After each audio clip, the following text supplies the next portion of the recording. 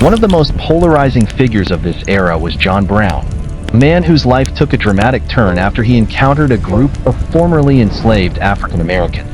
Hearing their harrowing stories of suffering and oppression, Brown became deeply committed to the abolitionist cause. This commitment consumed him and influenced his family as well.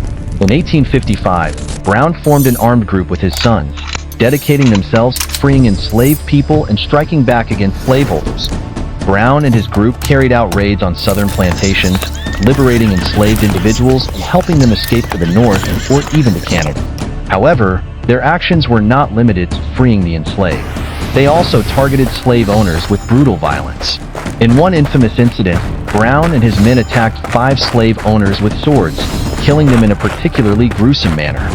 Encouraged by their successes, Brown began to envision a larger rebellion. He devised an ambitious, daring plan to seize federal armory at Harpers Ferry, Virginia, arm the enslaved population, and spark a widespread uprising to end slavery across the United States. On October 16, 1859, Brown and a small group of 18 men, both white and black, launched their attack on Harpers Ferry. Initially, they managed to take control of the armory, but their plan quickly unraveled. The enslaved people Brown hoped would join the rebellion did not rally to his cause. Many were hesitant to follow a stranger in such a risky endeavor, especially one that involved armed conflict against their enslavers.